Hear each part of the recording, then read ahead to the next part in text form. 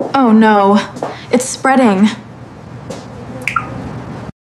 She was staying at her brother's apartment until a pipe burst and flooded everything. 5 minutes later, she was being carried in the arms of the man she hated most in the world, his billionaire partner, straight to the penthouse. He hated her. She hated him. And yet, it was within those four walls of luxury that she discovered that the most dangerous men aren't the ones who shout. They're the ones who watch in silence.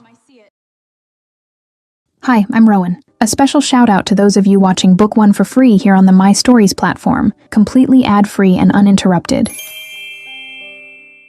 Chapter 1. Improvised Aquarium. The first drop fell exactly on her left eyebrow. Claire blinked, taking a second to realize it wasn't sweat or her imagination, and looked up at the white ceiling of her brother's apartment as if expecting a written explanation. Instead, the drywall offered a dark stain spreading in slow motion, like ink spilled on a sheet, and it was only then that she realized the strange sound she'd been hearing for minutes, that low creaking behind the kitchen wall. Wasn't the building's old AC complaining about the May heat in Manhattan? It was a warning. She had time to think only one thing: oh my God, Lucas is going to kill me, before the pipe exploded. It wasn't a leak. It was a small domestic apocalypse. The kitchen wall spat water as if it were vomiting the entire Hudson River, and in 3 seconds the apartment's hardwood floor turned into a liquid mirror advancing toward the Persian rug her brother had bought on some expensive trip she pretended not to envy. Claire jumped back by instinct, slipped on her own momentum, grabbed the sink counter, and it was at that exact moment that she remembered the cruelest detail of the situation. She was wearing old panties. Those ones. White cotton, high-waisted, crooked seams. The kind of panties every woman hides in the back of the drawer and swears up and down she'll throw away on the next cleaning day, but never does because, in the end, they're just too comfortable. And a frayed grey t-shirt of her brother's with the name of a college he didn't even attend, 3 sizes too big for her. There was no time for modesty. The water was rising.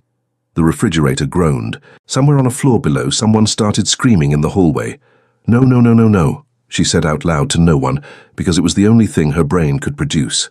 She waded through the flooded kitchen with her bare feet skidding on the floor, and the only thing she managed to save from the initial impact in an absolutely illogical gesture was the ramen. A pack of chicken-flavor ramen she had just opened, and that was now floating majestically toward the living room like a tiny raft. She leaned over, clutching the soggy package against her chest as if it were a valuable document, and it was at that exact instant, with her hair dripping, her shirt clinging to her body, her granny panties visibly protruding under the wet fabric, and a pack of instant noodles in her hands, that the front door opened. She heard it before she saw it. The clean, dry sound of a key turning an expensive lock, the kind of lock that costs more than 6 months of her rent. And then he was there. Dante Vance took exactly 1.5 seconds to process the scene. Claire knew this because she mentally counted the time it took for that man to react, and that 1.5 seconds was the longest interval of her life.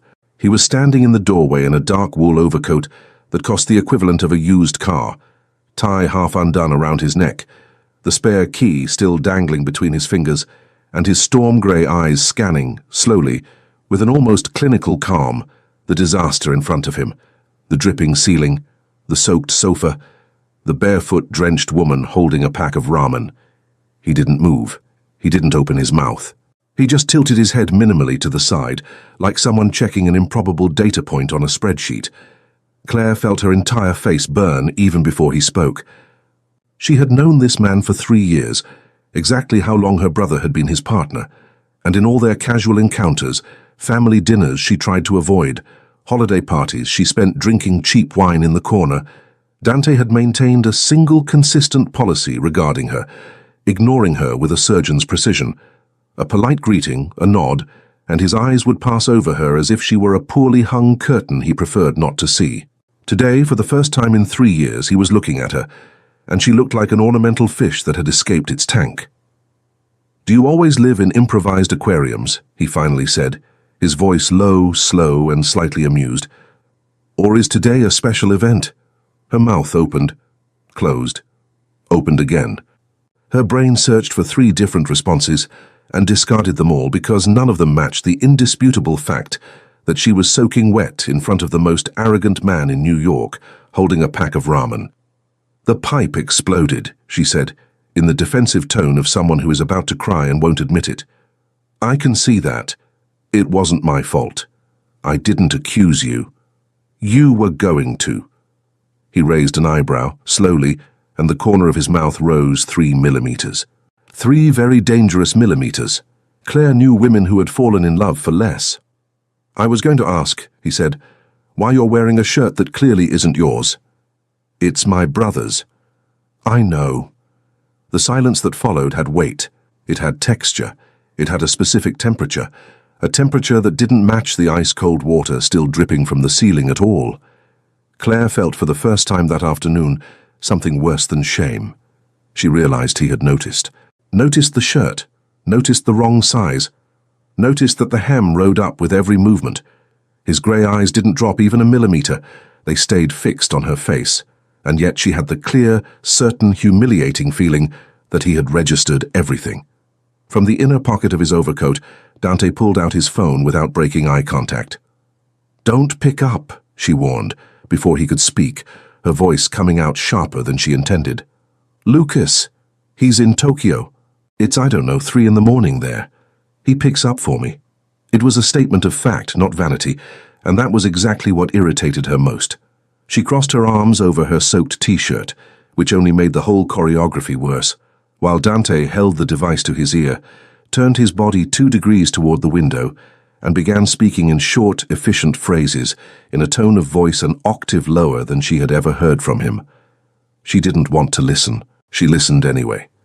It was impossible not to, because every word of his cut through the room like a scalpel.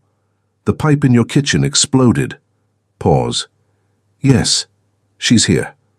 Pause, a longer one. His eyes flicked back to her, cold. In one piece. "No, I wouldn't do that."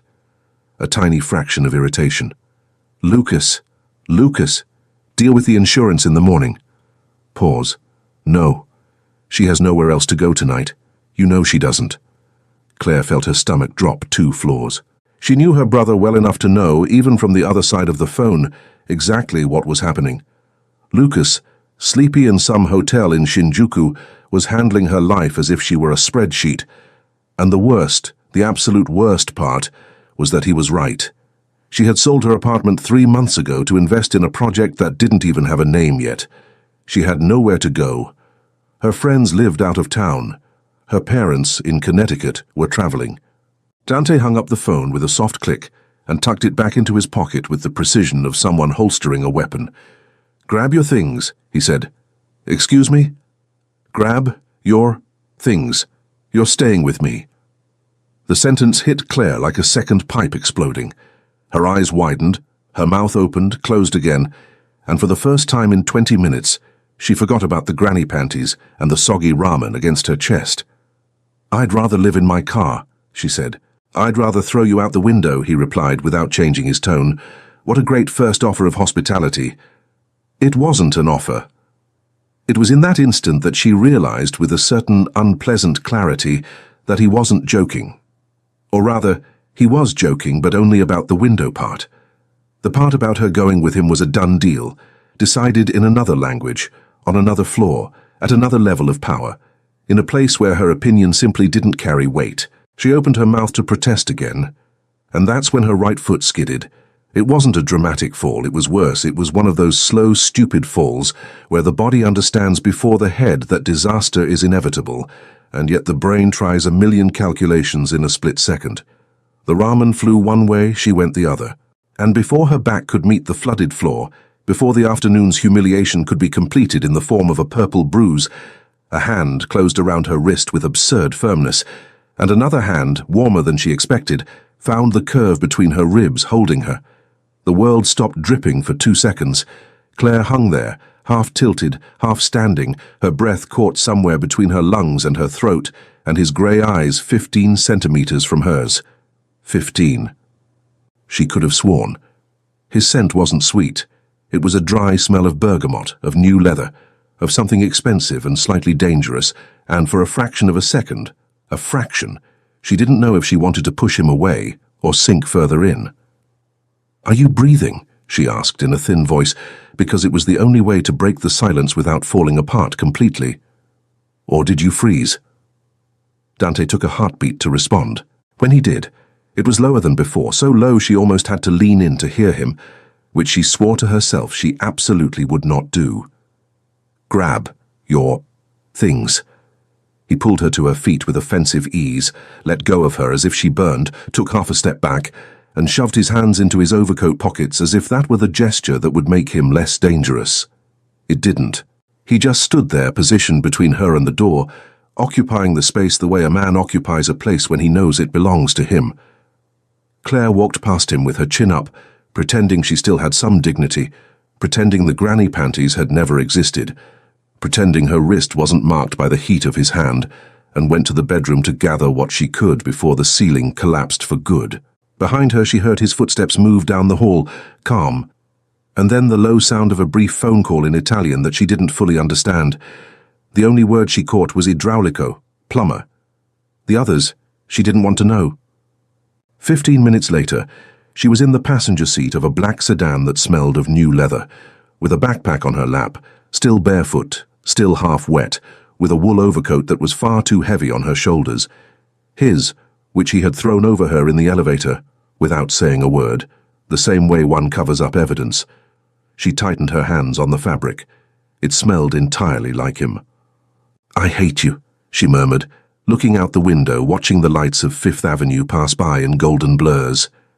"Mutual," he said, without taking his eyes off the traffic. "Buckle up." The penthouse was on the Upper East Side, in a limestone facade building that looked more like a museum than a residential address. The doorman called Dante Sir twice in 3 seconds. The elevator was private. It went up in silence, and when the door opened, it opened directly into his living room, and Claire had to catch herself to keep from swearing. It was absurd. It was literally absurd. 6-meter ceilings, floor-to-ceiling windows, all of Manhattan glittering outside like a spilled jewel, a black piano in a corner she doubted he knew how to play, a leather sofa that looked sculpted by someone who still believed in gods, and in the center of it all a marble staircase curving upward, as if the house was showing off. "How modest," she said. "I know." He walked to the middle of the room, removed his tie in a single movement, and tossed it over the arm of a chair. He didn't look at her. When he spoke to the city outside. Rule number 1, don't touch anything. Definition of anything? Everything. How broad? He turned. His grey eyes locked onto hers, and the corner of his mouth rose again. Those 3 very dangerous millimeters. And Claire had the clear, sudden, deeply inconvenient impression that he was enjoying himself. Him. That man, who in 3 years had spent exactly 4 nods and half a word on her, was there in his living room, watching her stand barefoot on his rug, and he was enjoying himself. Worse. He was interested. She felt her stomach do that stupid thing stomachs do when the brain hasn't given authorization yet. "Rule number 2, he said, and his voice dropped another notch, unhurried. "Don't test me. And if I do?" He tilted his head slowly. He took 3 steps toward her. He stopped close, not too close. Not too. Close enough for her to smell the bergamot again, the leather, something warm underneath it all, and for her to realize with a small shiver at the base of her neck that he had measured the exact distance at which she could still breathe. "Then we find out," he said, "who the aquarium is." And that was when his phone in his pocket vibrated. He pulled the device out with a single gesture, looked at the screen, and for a 1/10 of a second, just one, but she saw it. She saw it. Something behind those grey eyes hardened. It wasn't anger, it was calculation. It was the kind of expression men make when a piece on the board has moved at the wrong time. He stepped back 2 paces, answered while facing the window, and said in a voice so low that Claire only caught 3 words in sequence. "She's already here." Claire stood motionless in the middle of the rug, his overcoat still on her shoulders, her wrist still warm where his fingers had held her, the ramen dead in some Manhattan pipe, and a thin, icy sensation crawling down her spine that she was her, and that the only thing that had truly exploded that afternoon wasn't her brother's kitchen pipe. It was the rest of her life. He hung up, put the phone away. turned back to her with a very slight, very controlled, very Dante smile. "Come," he said, "I'll show you the room." And Claire, barefoot in his luxury, her heart beating at a rhythm she would never admit, took the first step. Chapter 2. Survival Manual for Someone Else's Penthouse. Claire woke up at 6:47 in the morning with the absolute certainty of two things. First, that she had slept in the most expensive bed she would ever touch in her life. Second, that she was starving.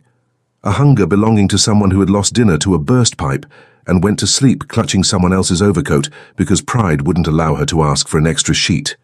She rolled over. The mattress made that discreet, civilized sound of something expensive, and she closed her eyes for 5 more seconds, trying to convince her brain that she was still in her brother's apartment and that all of this had been an elaborate nightmare. She wasn't. It wasn't. The bedroom was the size of her entire old apartment. It had heavy curtains that filtered the Manhattan light into honeyed tones, a black-framed mirror leaning against a full wall of light marble, and a dark, velvet chair in a corner that seemed to exist only for someone to throw clothes on and never use. She sat on the edge of the bed, rubbed her face, and realized with a slight delay that she was wearing a massive T-shirt that wasn't her brother's. It was black. It smelled like bergamot. Oh no. She had gone to sleep in her brother's T-shirt. She had. She was sure of it. The last thing she remembered was hanging his overcoat on the back of the chair and collapsing onto the bed with her soaked shirt still damp at the edges. At some point during the night, clearly, her brain had made an executive decision without consulting her, and now she was here barefoot in Dante Vance's guest room, wearing one of his shirts that smelled like his cologne, about to go down to his kitchen to eat his food, and the only moral defense she had was, "I was sleepy." She got up, walked to the mirror, and stared at her own reflection with the seriousness of someone preparing for a court hearing. "You are not going to do anything stupid today," she said out loud. "You're going to go down, you're going to ask for coffee, you're going to keep quiet, and you're going to wait for Lucas to resolve this. Do you hear me? Quiet." The reflection agreed unenthusiastically. She tied her hair into a messy bun, put on a pair of sweatpants from her own backpack over his shirt, because taking the shirt off at that moment felt like a gesture loaded with philosophical implications she didn't want to examine before coffee, and headed down the marble staircase with the caution of someone walking on thin ice. She found him in the kitchen. Of course she did. Where else would a man like Dante Vance be at 6:49 on a Thursday morning? He was leaning against the black stone counter, wearing a white shirt with sleeves rolled up to his elbows, dark dress pants, barefoot, which felt like a personal offense to Claire because nothing in life had prepared her to see that man's feet, reading something on his phone with the concentrated expression of someone deciding the fate of stock market shares. In front of him, on the counter, were 2 plates, eggs, toast, a pitcher of juice, a container of yogurt, berries in a bowl that cost at the very least more than her rent. He looked up. He did a full scan in half a second. The messy bun, the sweatpants, the bare feet, the black T-shirt peeking out from the hem of the sweats. He didn't say anything, but the corner of his mouth rose 3 millimeters. Those 3 millimeters again. "Don't speak," she warned, raising a finger before she even reached the counter. No, don't talk.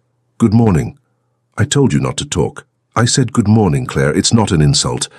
It was the first time he had called her by her name. In 3 years. She pretended that hadn't registered anywhere in her sternum and pulled the bar stool from the counter with more force than necessary. "It usually takes me a while to become human before coffee," she said, sitting down. "I had already noticed." "You don't know me well enough to have noticed." He pushed a cup toward her without replying. Black coffee, steam rising, the dense scent of freshly ground beans. Claire stared at the cup, stared at the man, and for a moment considered asking if he had poisoned it. She decided it was worth the risk. "Nice shirt," he said after a sip, not looking at her. "Imported." Claire choked on her coffee. She coughed, wiped her mouth with the back of her hand, looked at him with the contained fury of someone who knows they lost the point before playing it. "I was cold. There was an extra blanket in the drawer. I didn't see it. There was a note on top of the drawer saying extra blanket here. I don't read notes before coffee. Apparently you don't wear pajamas either. Dante. It was the first time she had called him by his name, in 3 years, and they both realized it at the same time, because he stopped scrolling on his phone for a fraction of a second, and Claire found that fraction more dangerous than everything that had happened in her brother's flooded kitchen the night before. He composed himself in half a second, slid a plate of eggs in front of her. "Eat." "I didn't ask." Still, she considered refusing as a gesture of political protest, and then considered that political protest doesn't fill a stomach. She picked up the fork. Ate. The eggs were incredible. Creamy, perfectly salted with a drizzle of something green on top that she couldn't identify, but that made everything better. She chewed in silence for 30 full seconds, determined not to give him the satisfaction of a compliment, and then looked up and said, with as much dignity as she could muster, "Did you cook this?" "I did." Liar. Truth. Billionaires don't cook. This one does. She chewed another piece slowly, processing that information like someone processing a plot twist in a soap opera. Dante Vance, impeccable suit, deadly gaze, her brother's partner, owner of a penthouse that looked like heaven, knew how to make eggs. It was offensive. It was a breach of contract. Men of that type were supposed to be bad at least one domestic thing. It was the only way the universe stayed in balance. "What else are you good at?" she asked, before her brain could authorize her mouth. He raised his eyes from his phone very slowly. He kept his gaze on her for 2 seconds too long. He didn't answer.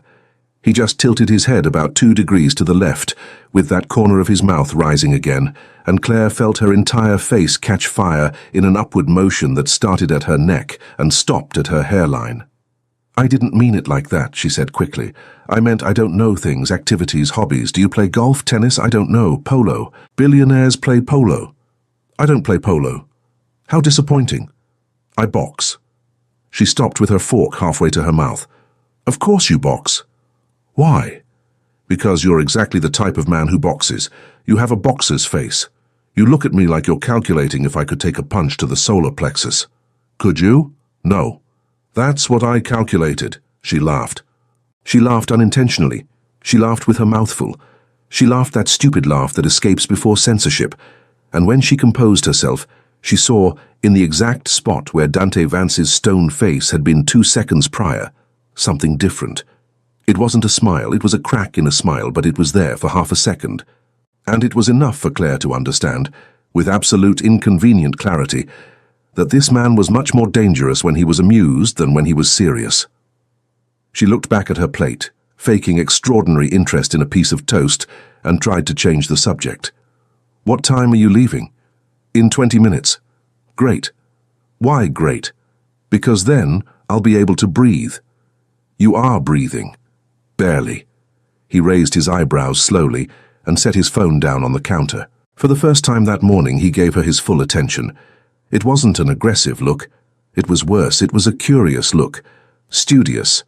The look of a man trying to understand which piece of the puzzle she was and where, exactly, she fit into his larger design. "Claire," he said, "rule number 3. "There are 3 already?" "There are." "Spit it out. Don't leave the penthouse without telling me." She put down her fork, looked up, stared. "Excuse me?" "You heard me." "I heard. I thought I misunderstood." "You didn't." "Dante." She crossed her arms over the counter. "I'm 30 years old. I have a paid-for Uber. I have 2 functional legs and a good track record of arriving at places alive. Not today." "Why not today?" He looked at her. It took a while. 2 seconds. 3. And when he answered, it was with that low voice that dropped an octave without warning. "Because today you're with me." Claire opened her mouth to reply and discovered, with a slight delay, that she had no answer. There was a thin ringing in her ears. Her heart was beating in a place she swore was her stomach, and she had the exact, crystal-clear, deeply irritating perception that that sentence wasn't a request. It wasn't even an order, really. It was a statement of fact, like saying the sky was blue. "Because today you're with me." And that was that, and the universe would just have to rearrange itself around it. She recovered, picked up the toast, bit into it with theatrical violence. "Fine," she said, chewing. "But only today." "Of course." "Only today?" "As you wish." And I'm going out to buy shampoo. There's shampoo in the bathroom. I don't use men's shampoo. It's neutral shampoo. There's no such thing as neutral shampoo, Dante. That's a lie the industry tells. He looked at her. He just looked at her for 3 full seconds, and then, without looking away, he stretched out his arm, picked up his phone, typed 3 words, and set the device back on the counter. There, he said. There what? Shampoo will arrive in 40 minutes. What kind of shampoo? The kind you use. You don't know what kind I use. I do. Claire froze with the toast in midair. How do you know? He stepped away from the counter, grabbed his blazer hanging on one of the chairs, put it on in a single practical movement, and adjusted his shirt sleeves underneath. He walked toward the front door. On the way, he passed behind her stool, and for a fraction of a second, his hand lightly brushed her shoulder. It wasn't a touch. It was an almost touch. The kind of gesture men make when they want to leave a mark, without leaving proof. He leaned in, spoke near her ear, lower than necessary. I noticed things, Claire. And he left. The door closed with a clean click. The elevator descended in silence. Claire sat frozen at the counter with the toast in her hand, with the black t-shirt that smelled of bergamot clinging to her skin, with her heart doing things she had sworn up and down she wouldn't allow, and with the very unpleasant, very clear feeling that this man had just scored a point she was going to spend the rest of the day trying to tie. She looked at the empty kitchen, looked at the eggs, looked at her own reflection in the brushed steel of the giant refrigerator. You, she said to the reflection with gravity, are in trouble. The reflection this time emphatically agreed. Chapter 3. The Wrong Shirt. The shampoo arrived in 38 minutes. Claire checked the clock because, on some petty level of her personality, she wanted it to be late. It wasn't. A young man in a grey uniform appeared in the private elevator, handed over a black bag with a satin drawstring, satin on a shampoo package, and disappeared before she could react. She carried the bag to the kitchen counter like someone carrying a bomb. Inside, the exact shampoo, the exact brand, the exact type, the coconut and hibiscus one she'd been using for 6 years, which they only sold in 3 places in Manhattan, and that she herself had trouble finding when she needed it. Next to it, a conditioner from the same line, a bar of soap, a new toothbrush, a moisturizing cream she didn't even use, but that she would have chosen had she spent 20 minutes in a pharmacy. Claire stared at the products lined up on the black stone counter and had, for the first time that morning, a genuinely strange feeling. It wasn't fear, it wasn't irritation, it was something between discomfort and fascination, the kind of feeling you get when you discover someone was paying attention when no one was supposed to be paying attention. How does this man know? She asked out loud to the bag. What shampoo I use? The bag did not respond. She spent the rest of the morning trying to behave like a functional adult. She showered, using his shampoo in an act of political protest, and then her shampoo immediately after, in an act of practical surrender. She put on jeans and a white blouse pulled from her own backpack. She tried to work on her laptop. She discovered she couldn't concentrate because every time she looked at the living room, she remembered it wasn't her living room, and every time she looked at her reflection in the steel of the fridge, she remembered her hair smelled of bergamot and coconut at the same time, which was a symbolically dangerous combination. At noon, her stomach complained. She opened the fridge out of curiosity. Just curiosity, she swore to herself, and discovered the man lived like a magazine ad. Everything organized in glass containers with bamboo lids, berries in small boxes separated by color, a platter covered with a handwritten note. Lunch. Heat for 2 minutes. D. Claire stood there with the fridge door open, reading the note 3 times, before closing the door with more force than necessary. No, she said. No, no, no. She walked in circles around the kitchen, came back, opened the fridge again, reread it. He cooked my lunch. She dialed her brother. It went to voicemail. She dialed again, sent an audio message. Lucas, listen, Lucas, he cooked my lunch, he left a note. Lucas, this is serious, this is a diplomatic problem, call me. She heated the lunch, ate leaning against the counter because sitting down felt like making the situation official. It was pasta with some kind of creamy sauce and a piece of grilled chicken on top, and it was, of course, incredible. She chewed with her eyes closed for a moment, and then opened them, looked at the ceiling and said, "I hate you." The ceiling did not respond. The ceiling was his accomplice. He returned at 7:19 in the evening. Claire was on the sofa, barefoot, with her laptop on her lap, trying to reply to emails that had been late since before her brother's kitchen pipe decided to self-destruct. She heard the elevator, heard the door, didn't look up. "Good evening," she said in a studiedly neutral tone, the "I barely noticed you arrived" type. "You're in my shirt." She looked up, looked at her own shirt. White, buttons, sleeves rolled to the elbows, too long at the hips. With that specific drape of fabric that cost more than 3 months' rent combined. She had forgotten. She had started the afternoon in her white blouse, spilled coffee on her white blouse around 2 o'clock, gone up to the room to change, opened the first drawer of the guest room dresser expecting to find a towel, and discovered, instead of a towel, 3 white shirts folded with the military perfection of someone who has their clothes pressed at some expensive place in Manhattan. She had thought, how practical, he leaves shirts for guests. She had put it on. She had gone on with her day. She hadn't for a moment considered that that wardrobe might be his. "Oh," she said. He was standing in the middle of the living room, still in his blazer, briefcase in one hand, keys in the other, and his storm-grey eyes fixed on her on the sofa, with a specific weight that Claire decided, at that exact instant, she wasn't going to try to interpret. "I didn't know," she said quickly, closing her laptop. "I spilled coffee on my blouse, opened the drawer thinking it was a towel drawer. There were some folded shirts. I thought they must be for guests. I didn't. There are no guest shirts in any closet in this house. I realize that now, Dante. That is the guest room. I know. That closet is not the guest room closet." Pause. "What do you mean?"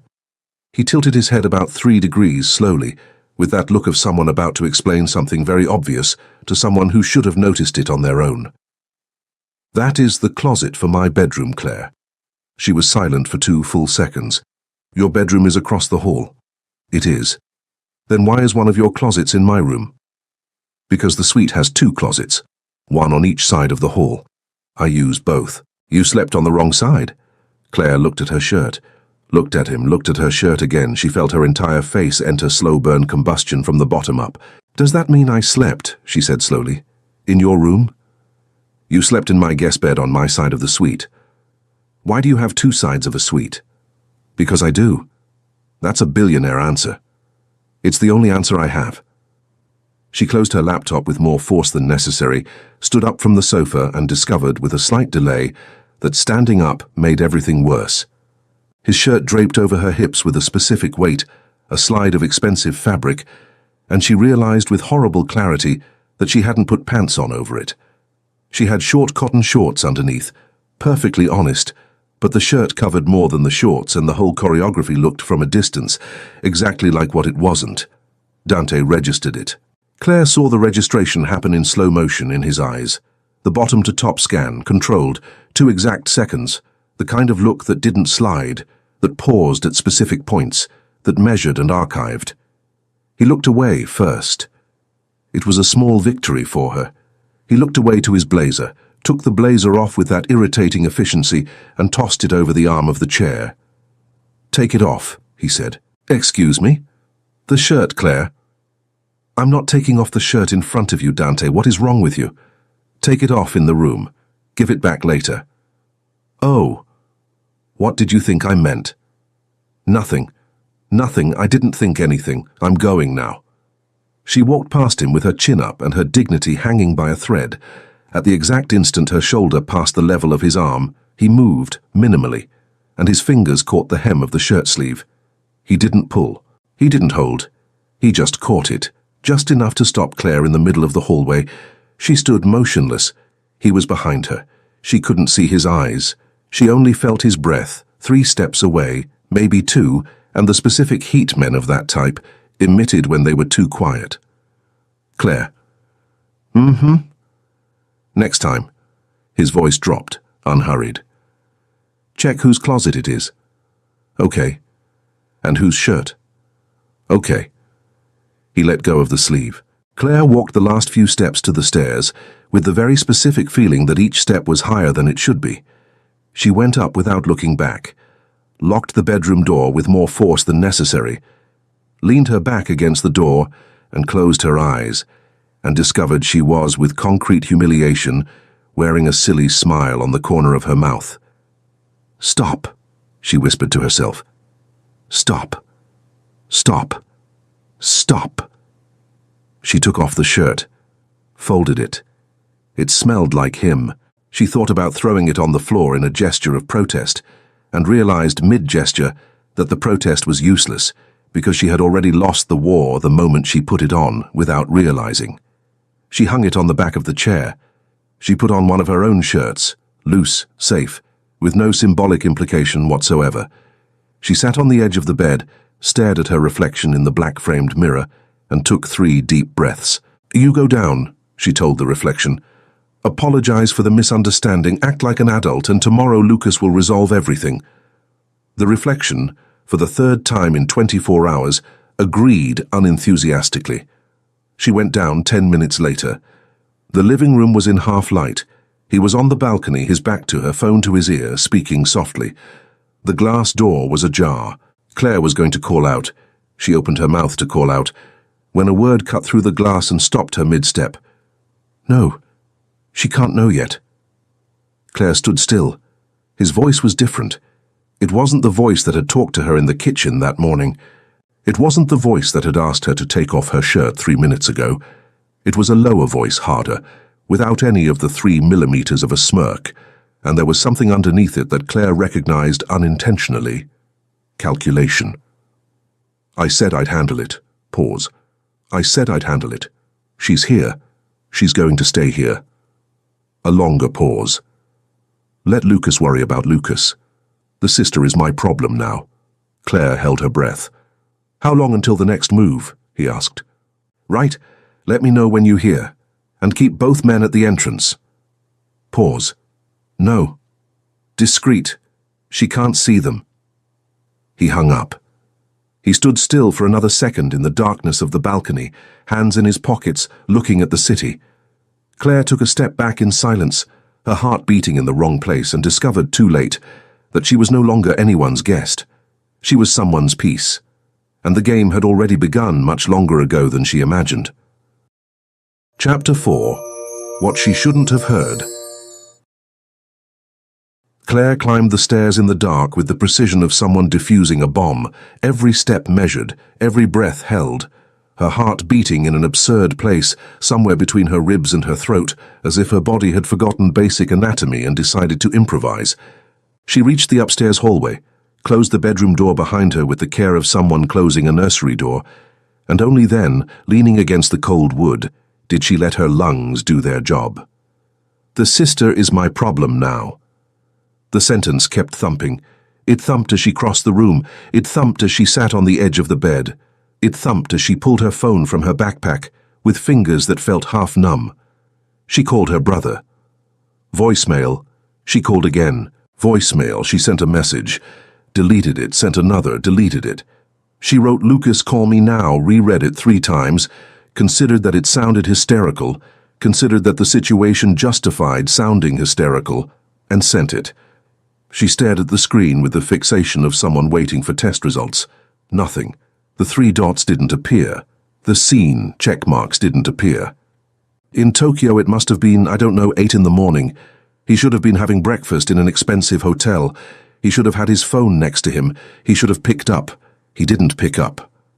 Claire set the phone down on the bedspread and looked at her own reflection in the black-framed mirror leaning against the wall, her loose shirt, her messy bun falling apart, eyes too wide for someone who had insisted for 24 hours on pretending she was in control. "Think," she said softly. "Think, think, think." She thought. She reconstructed the phone call mentally, sentence by sentence. She can't know yet. Know what? I said I'd handle it. Handle what? The sister is my problem now. Problem. Problem. That word, especially. It wasn't responsibility. It wasn't guest. It wasn't business partner's friend. It was problem. It was the way men of that type referred to things that needed to be managed. Keep both men at the entrance. Discreet. She can't see them. The two men. Claire walked to the window. She pulled the curtain back an inch, looked at the street. Manhattan was awake down there with its usual lighting, yellow taxis and late pedestrians, and on the sidewalk in front of the building, planted as if they were granite decorations, were two men, in dark suits, one checking his phone, the other leaning against a post. They weren't talking to each other. They weren't waiting for anyone in particular. They were on duty. Claire recognized the type instantly because she had worked for 2 years at a gallery in Soho, where rich people showed up with bodyguards who pretended to be cousins, and bodyguards all had the same posture. That specific posture of someone who knows the body's function isn't to walk, it's to stop. She let go of the curtain, sat back down on the bed. "Okay," she said out loud to no one. "Okay. It's okay. Calm down." The phone vibrated. She jumped at the startle. Snatched the device violently. It was Lucas in a meeting. "Everything okay there?" she breathed again, and on impulse she started typing everything. The men at the entrance, the phone call she heard, the shirt, the note, the sentence. "The sister is my problem now." She typed 3 paragraphs, reread them, deleted everything. Because sitting there on the bed in the guest room that was on the wrong side of the suite of the most dangerous man in New York, Claire Bennett realized with a new coldness, a coldness she had never needed to use before, that she didn't know who to trust anymore. Lucas had sent her to Dante's penthouse. Lucas picked up Dante's calls even from Tokyo at 3 in the morning. Lucas, whom she loved with that specific patience of a younger sister, for a disorganized older brother, might not just be her brother. Maybe Lucas was part of what was happening. She deleted the paragraphs. Typed something else. All good. Pipe resolved tomorrow? Sent it. Waited for the 3 dots. They appeared. Vanished. Appeared. A few more days. Hang in there with D. Love you. A few more days. Claire set the phone on the bed carefully, as if it were made of crystal, and stared at the white wall ahead. A few more days. Her brother had just, without flinching, without hesitating, without even offering a hotel, extended her stay at the penthouse of a man who had men at the entrance because of her. A few more days. She took a deep breath, and for the first time in 24 hours, she stopped thinking like a person who had been caught off guard by a burst pipe. She started thinking like a person who was in a board game for which no one had given her the rules. There was a knock at the door. 2 knocks, spaced out, polite. "Claire." His voice cut through the wood with that specific calm she had started to fear more than impatience. She froze for 2 seconds. Had he seen her? He had. He hadn't. She had gone down a third of the stairs before coming back. His back was turned. He was in the darkness of the balcony. He couldn't have seen. He couldn't have seen. But his voice now, from the other side of the door, sounded the way she had already learned he sounded when he was paying attention to something specific. "Yes," she said, trying to make her voice sound normal. "Can I come in?" I was just about to head down. "Can I come in, Claire?"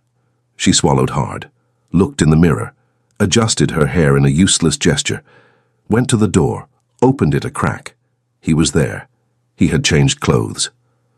Black t-shirt, grey sweatpants, barefoot again, with that irritating thing very dressed-up men have of looking even more dressed up when they undress a little. He had a mug in his hands.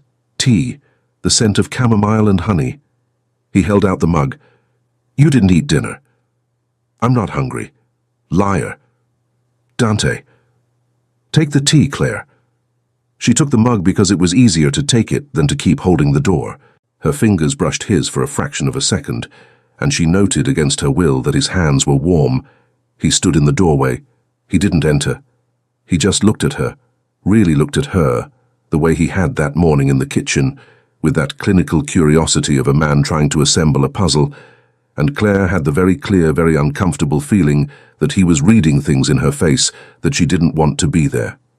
"You're pale," he said. "I am pale. More than this morning. The lighting here is bad. The lighting here is mine." She almost laughed. Almost. Caught it in time, held the mug with both hands, and said, with all the normalcy she could synthesize, "I'm fine, just tired. It's been a long day." "It has." I'm going to sleep. Okay. He didn't leave. He remained standing in the doorway, one shoulder leaning against the frame, hands in his sweatpants pockets, and his grey eyes on her. Not invasive. Not aggressive. Just present. Just absolutely irreducibly present. And it was this presence, this way of pausing in her space without actually occupying her space, that made Claire understand something new about the man in front of her. He knew. He didn't know what. But he knew something was up. Claire. If you want to talk. I don't. Okay. He tilted his head about 3 degrees. Waited. She didn't speak. He nodded once, slowly, like someone recording a choice without judging it, and took half a step back. Good night, he said. Good night. He turned to leave, and Claire, on an impulse she would spend the next week trying to understand, said, Dante. He stopped, looked back at her, over his shoulder. She gripped the mug tighter. The tea, still hot, slightly burned the palms of her hands. The 2 men in front of the building, she said, before she lost her courage. Are they yours? Pause. It wasn't the pause of someone who was surprised, it was the pause of someone who was interested. His grey eyes narrowed a millimetre. That calculation thing passed behind them again, quick, and was gone before Claire could pin it down. He didn't deny it, he didn't confirm it, he only said in a low voice, unhurried, completely devoid of the morning's banter, You're observant. Is that an answer? It's a compliment. It's not what I asked for. I know. He turned to face her again, took half a step toward the door, stopped at the frame, and Claire had the feeling the room got 3 degrees warmer for no reason at all. Claire. His voice dropped an octave. There are things in this house that I prefer to explain to you when the time is right. And who decides when the time is right? I do. Of course. But if you ask... He paused, and his eyes travelled over her face once, slowly, without looking away. I won't lie to you. She swallowed. Do you promise? I don't promise anything I don't follow through on. That's not a promise. It's the most I'm offering today. He stepped back. Lightly tapped the doorframe with his knuckles, 2 taps, the same way he had knocked to enter. A small gesture, almost distracted, but Claire felt it was a more serious good night than the previous one. Lock the door, he said. Why? Because I prefer it. You're here, Dante. Lock the door, Claire. She locked it. She heard his footsteps heading down the hall, heard a door open and close on the other side of the suite, heard the silence of the penthouse close around her again like a lid, and only then, sitting on the floor with her back against the locked door and the mug of tea cooling in her hands, did Claire realize what had bothered her most about that entire conversation. He hadn't denied the men, he hadn't justified the men. He had in fact said something very specific. There are things in this house that I prefer to explain to you when the time is right. In this house. Things that involved her directly. Things that justified 2 security guards at the entrance. Things that her brother knew, that Dante knew, and that she, Claire Bennett, 30 years old, owner of 1 backpack and a bottle of coconut and hibiscus shampoo, was the only one who didn't know. She took a sip of the tea. It was good, of course it was. It was the exact flavor she would have chosen. Chamomile with honey and a tiny fraction of ginger, the kind they only sold in 3 places in Manhattan, and that she herself had trouble finding when she needed it. She looked at the mug in her hand, looked at the locked door, looked at her own reflection in the black-framed mirror, barefoot, loose shirt, wide eyes, hair smelling of coconut and bergamot at the same time, and said, in a thread of a voice, to no reflection in particular, "What the hell has Lucas gotten me into?" The reflection, for the 4th time in 24 hours, did not respond. But on the other side of the suite, on the other side of the hall, on the other side of a door she wasn't going to cross, someone was equally awake, equally too dressed up for someone about to sleep, equally holding a mug of tea, and looking at the same city through the same window with the expression of someone who had already decided long ago that that woman upstairs was going to be, sooner or later, the only thing in his entire life he wouldn't be able to control. And that, was what was bothering him the most. Chapter 5. The Clause. The first thing Claire saw the next morning was her own face on television. It wasn't her full face. It was a crop, one of those blurry newsroom edits taken from some old social media account, her with shorter hair, smiling at her brother's birthday party 3 years ago, in the bottom right corner of a headline in red letters that read, "Bennett Group under federal investigation, billion-dollar fraud." She was in the kitchen, barefoot, holding an empty mug. The black-paneled television recessed into the wall between the bookshelves was on at a low volume, and she could swear that she hadn't been the one to turn it on. "Lucas," she whispered, breathless. The anchor spoke fast. Words tumbled over each other. Embezzlement, laundering, partners, search warrant, international cooperation, whereabouts of businessman Lucas Bennett, still unknown. Her brother's photo appeared full screen, then vanished, then returned. Then, in the corner, her face again. Sister of the businessman, currently residing at an undisclosed address in Manhattan. Claire set the mug on the counter with excessive care, like someone fearing everything around them was made of glass, and it was at that exact moment that she heard the footsteps. He came down the stairs. Dark dress pants, white shirt again, sleeves rolled up, tie in his hand instead of around his neck. Wet hair. His face was absolutely, irreducibly expressionless. His grey eyes went first to the television, then to her, then to the television again, and Claire realized one thing very clearly in that half-second look. He knew. He'd known for a while, hours maybe, days perhaps, and he had left the television on for her to see. "You knew," she said. He didn't answer immediately. He walked to the counter, took her mug, filled it with coffee without asking and handed it back to her. "Sit." "You knew?" "Sit, Claire. How long have you known?" He stopped, set the carafe down, looked at her with the calm of a man who had rehearsed the conversation beforehand. 3 months. The entire kitchen felt small. Claire leaned her back against the counter because her legs decided at that moment to hold an emergency meeting without her brain. A bit of coffee spilled. She didn't notice. 3 months, she repeated softly. 3 months. You knew for 3 months that my brother was involved in fraud, and you just... I didn't say he is involved in fraud. The television said it, Dante. The television said what was leaked to them last night. Then what are you saying? He tilted his head about 3 degrees. He went to her, not too close. Close enough for Claire to count, against her will, 3 buttons on his white shirt. He put both hands on the counter, one on each side of her hips without touching her, and dropped his voice an octave. "I am saying," he said slowly, "that your brother is the fraud, and that for 3 months I have been protecting you from him." Silence. Claire heard her own heart, heard the clock on the wall, heard the distant traffic of Fifth Avenue down below, 12 stories down, in a world that wasn't collapsing. "Liar," she said. "No." "Liar, Dante." "No, Claire. You brought me here on purpose." "I did." She looked up. He held her gaze without blinking, without looking away, without softening. There was no shame on his face, no remorse, just that cold, exact thing of a man who made decisions before breakfast and slept well with them at night. "You used me. I protected you. Liar. You still don't know anything." Her hand rose before her brain authorized it.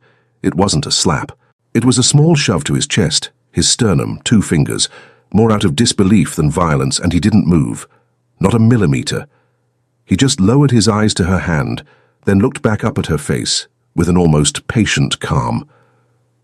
"Finish your coffee," he said. "I'm leaving."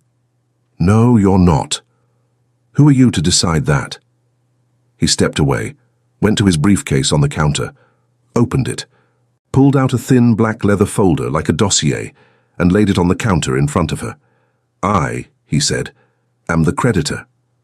Claire looked at the folder, looked at him. "What creditor?" "Open it." "What creditor, Dante?" "Claire, open the folder." She opened it.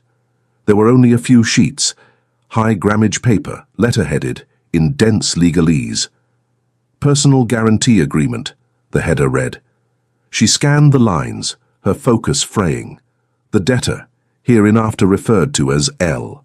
Bennett, offers as subsidiary guarantee, and stopped at a clause at the bottom of the third page, Clause 7.4. Her eyes read the entire sentence. Reread it. Reread it a third time before her brain accepted the meaning. In the event of default, transfer of asset guardianship and fiduciary responsibility of the first-degree relative, Ms. Claire E. Bennett, to the creditor. The paper shook in her hand. This, she said, her voice coming out thinner than she wanted, can't be legal. It is. This sounds like something from a movie. It is a perfectly legal financial instrument in the state of New York. Unusual, not illegal. Asset guardianship. Your accounts, your apartment that you sold, the money for your project. It all went through a structure your brother created in his name. And your brother gave that structure to me as collateral. Why? Because he owed me $86 million. The counter felt solid under her hand. It was the only solid thing in the world at that moment. You bought my brother. I loaned to your brother. You bought him. I loaned to him, Claire, and he signed, and he offered you as collateral. His voice dropped another notch. Look at me. She looked. His grey eyes were fixed, not hard. Fixed. I didn't ask for this, he said. I didn't write that clause. I read it. I saw the name. I saw the photo in his file. And I closed the deal anyway, because if it wasn't me, it was going to be someone else, and the someone else wasn't going to be me. Are you justifying yourself to me?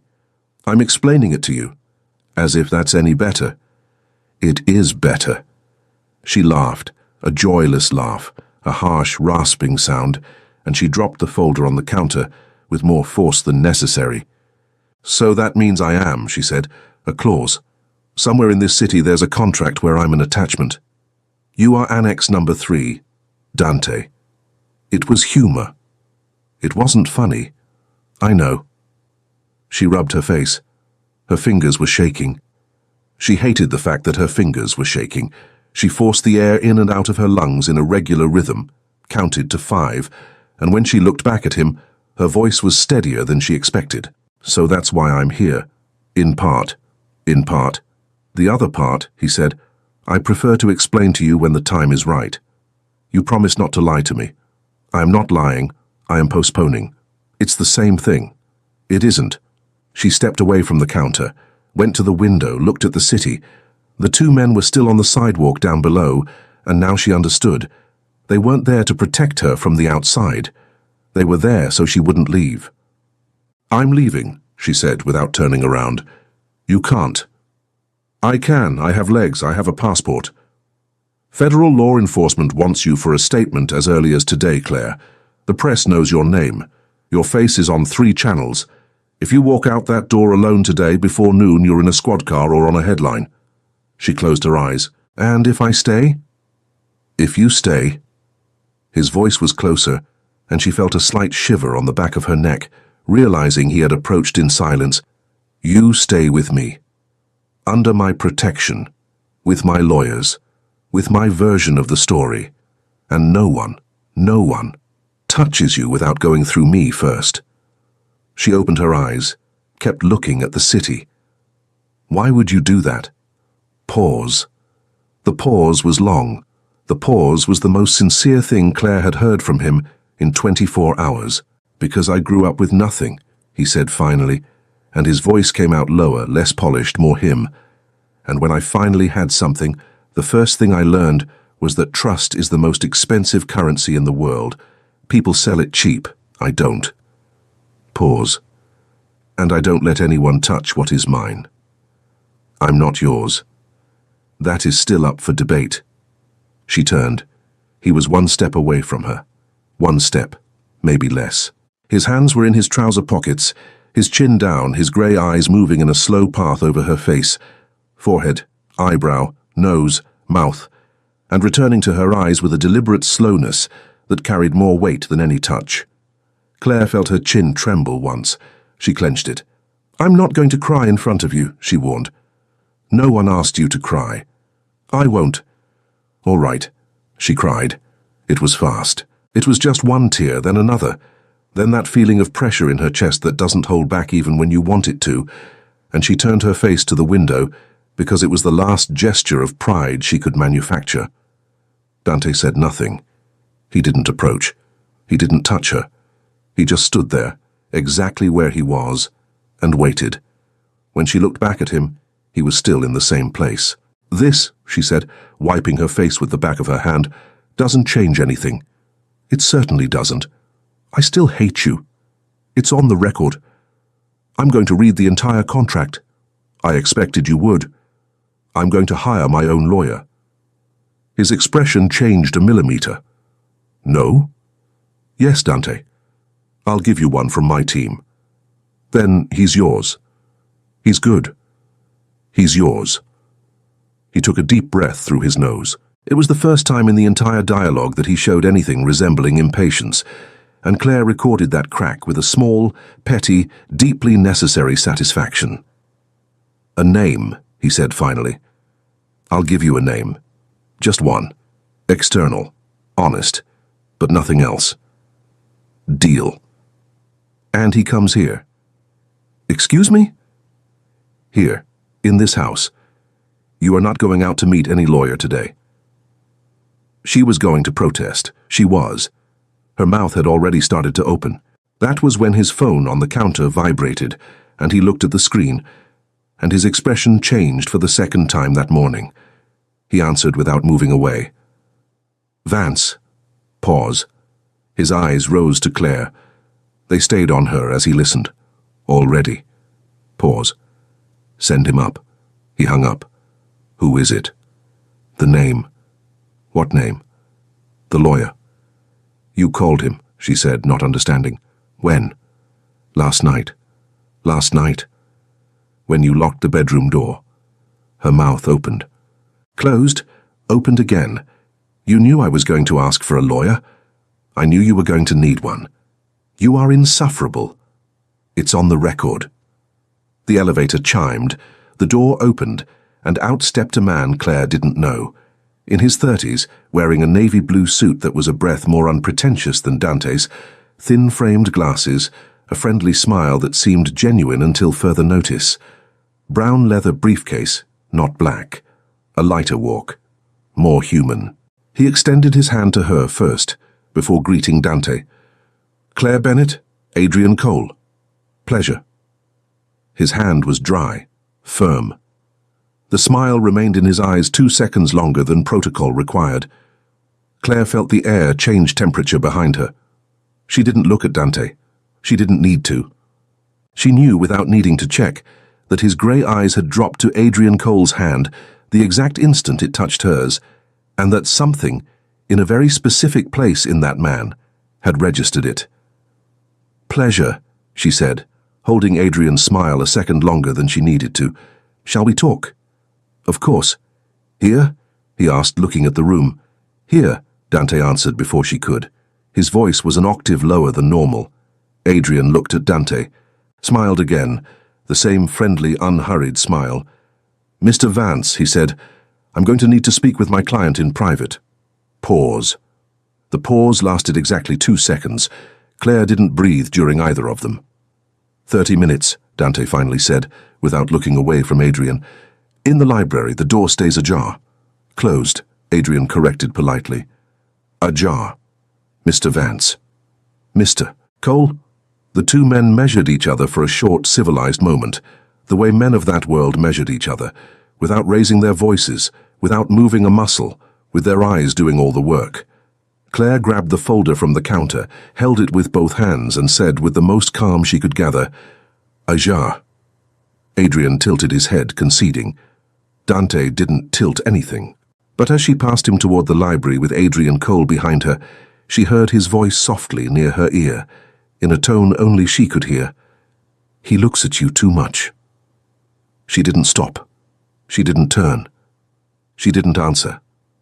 But she smiled, for the first time since she had woken up that morning, a small, dangerous, profoundly new smile, and said without looking back, "And do you rule over who looks?"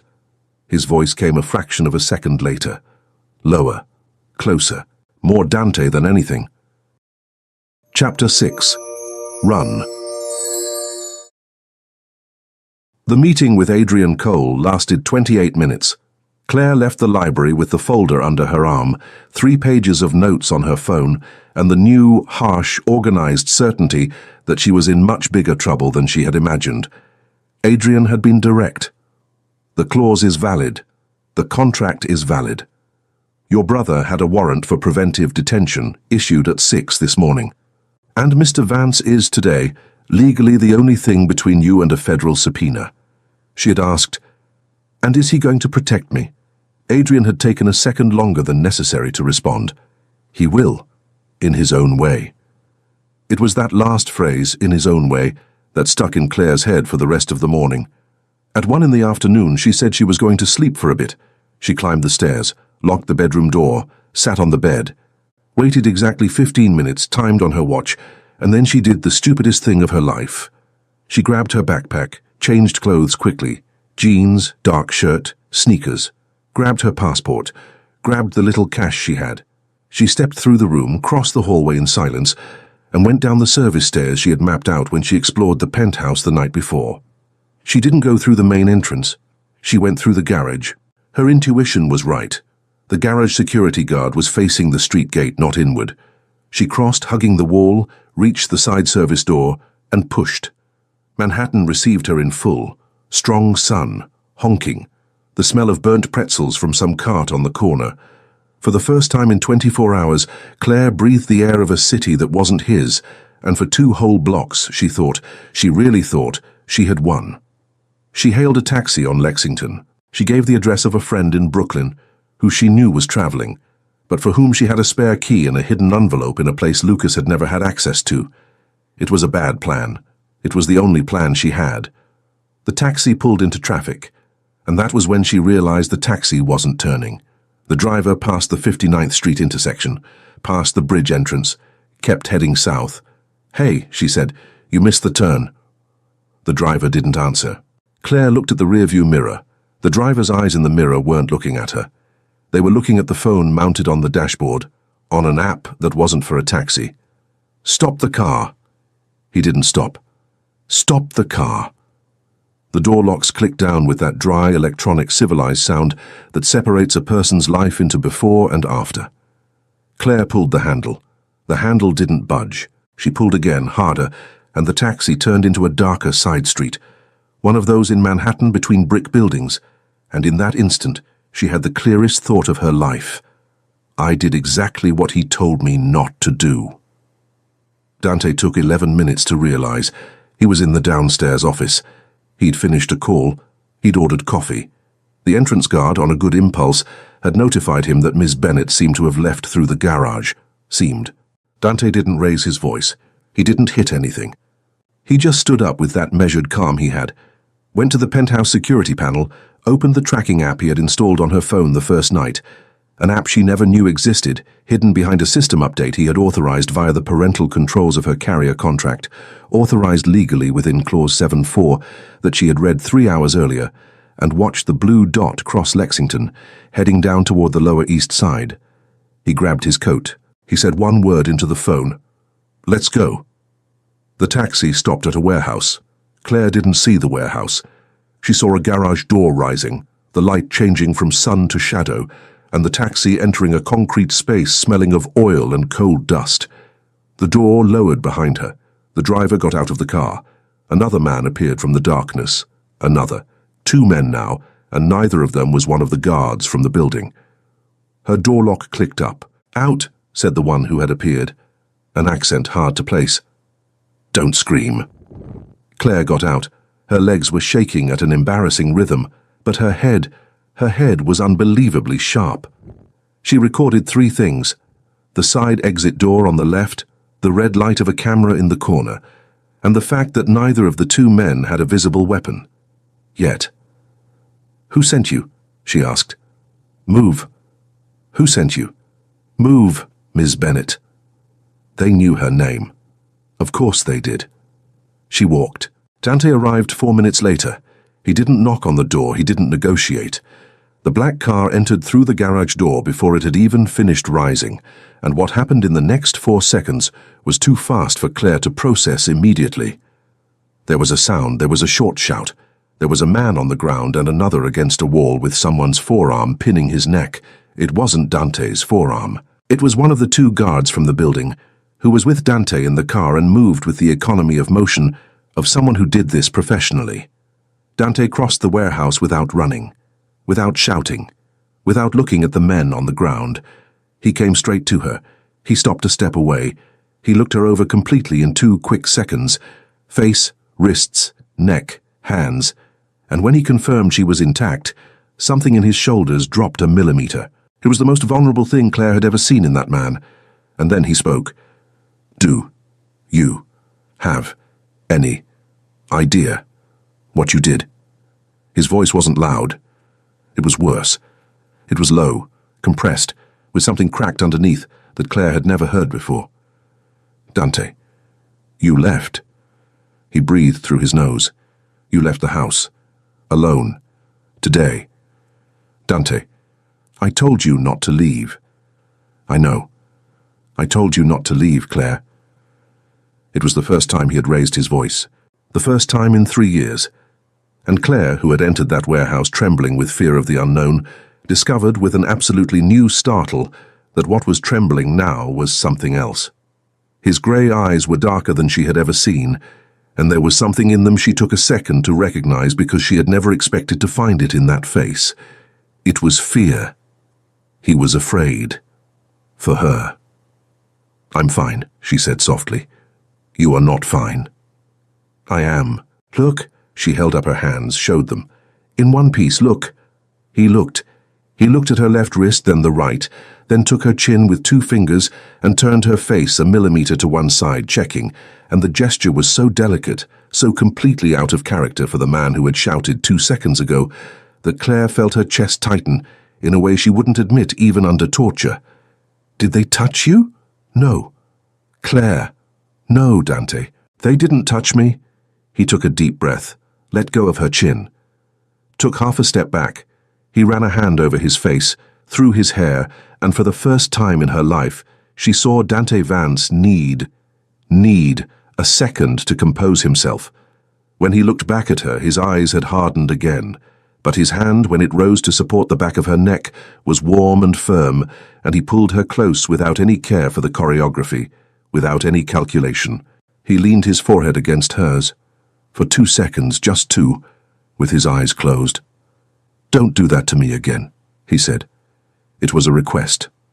Claire closed her eyes. Okay. Promise me. Okay, Dante. Promise me. I promise. He stepped back. He looked over her shoulder at the 2 men on the ground and said, in a tone Claire would later recognize as the tone of a man who had just made a long-term decision, the police can take these 2. And it was in that moment that Claire understood everything had changed. In the car heading back, she remained silent for 10 blocks. He did too. Hands on the wheel. He dismissed the driver driving himself, profile against the Manhattan light, his jaw tense, and his fingers gripping the leather of the wheel with a strength she could see from where she sat. Dante. You chose. He looked at her quickly, looked back at the street. Chose what? You heard about the warehouse and you came. You didn't even call your lawyers. You didn't even call the police first. You just came. Pause. I came. Why? He didn't answer. He kept driving, kept looking at the street, kept squeezing the wheel in the same place with the same strength, and Claire had the very clear feeling that he was waiting with an absurd patience for her to reach the answer on her own. She did. You chose, she said lower, me over whatever came next. He let out a breath. Claire, that's what happened, isn't it? It is. You told me trust is expensive. It is. You just spent a lot of it. A long pause. He turned the corner at the building. Parked. He didn't get out immediately. He sat still, hands on the wheel, looking ahead, and then slowly turned his face to her. His grey eyes were soft in a way Claire didn't yet know. "Do you still want to run?" he asked. His voice was almost a whisper. Claire swallowed hard. She looked at him, at his profile against the streetlights, at his hands on the wheel, which had held the back of her neck 15 minutes earlier as if she were the most fragile thing in the world, at his jawline, still tense, at the whole man who had entered a warehouse in the Lower East Side for her without asking himself at any point if it was worth it. She breathed. "I do," she said, with all the honesty she could muster. He nodded once, slowly, without looking away. "Then run, Claire." The sentence landed between them like something small and definitive. It wasn't a challenge, it wasn't a provocation, it was an offer. It was the first thing he had offered her in 3 years with no clause attached. "Run, I'll let you. If you go now, I won't come after you." Claire sat still. Her hand was on the door handle. Her hand didn't move. Seconds passed. 5, 10, 15. The car engine had been turned off. The city breathed outside with distant sirens and nearby honks, and inside the car there was only the sound of 2 breaths adjusting to one another.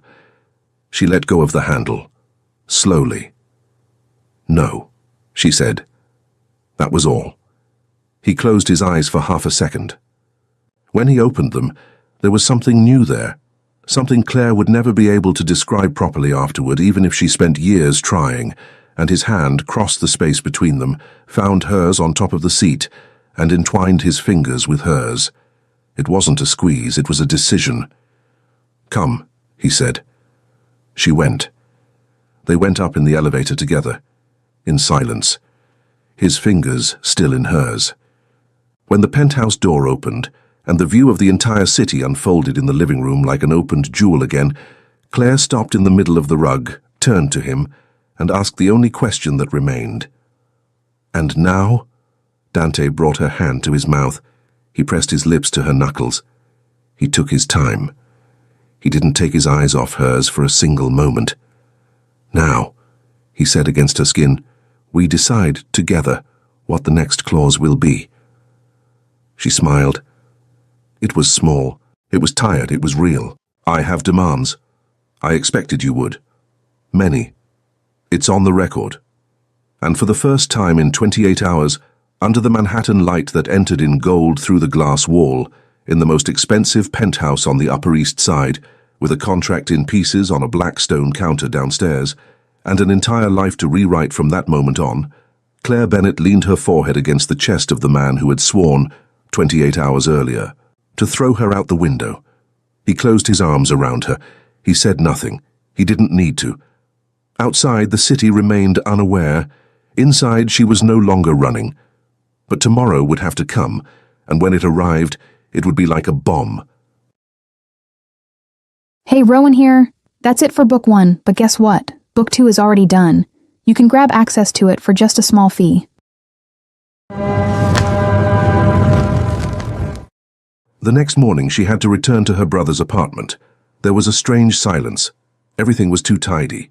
While she was organizing her things, she finds a hidden safe. It was open. Inside were documents, contracts, nothing special, until she found photos of herself, dozens of them. In moments, she did not remember being watched. There was a folder with her name on it. She opens it. Acquisition approved subject. Claire Elizabeth Bennett, date 3 years ago. Status, active. Signature, Dante Vance. Her stomach churned. The air vanished. Now everything made sense. In the worst way possible. So she heads back to the penthouse without knocking. Without even thinking, she throws the folder at him. "Did you buy me?" Silence. He doesn't deny it. He just looks at her, entirely too calm, and says, "No." There was a heavy pause. "I made sure no one else could." Claire laughs at a nervous sound. She's nearly breaking. "What do you mean, stopped who?" Silence. Dante doesn't answer, and that is worse. She whispers, "Him? Who?" His eyes darken, and then, in a low voice, as if saying it were worse than keeping it hidden, "You know who." Her stomach churned. A sudden wave of nausea surfaced. Because she knows. She's always known. She just never wanted to admit it. He was back. and she still isn't ready for this. Like I said, that was just a taste of book 2. To watch it uncensored, just click on the first link here in the pinned comment. I'll see you on the other side in a few seconds. Remember, just click on the first link down here in the comments, and book 2 complete, no ads, no interruptions, will already be available for you. It's very simple. Book 2 is something I'm loving making. You're loving it too, so I promise there will be more. It's where you find increasingly spicy stories, a true dark romance. And precisely because this version is getting more and more heated, the video isn't well accepted publicly on YouTube. This closed environment is where I can actually share my essence and where I feel free to do my best work for you. More news coming soon. I'll be waiting for you on the other side.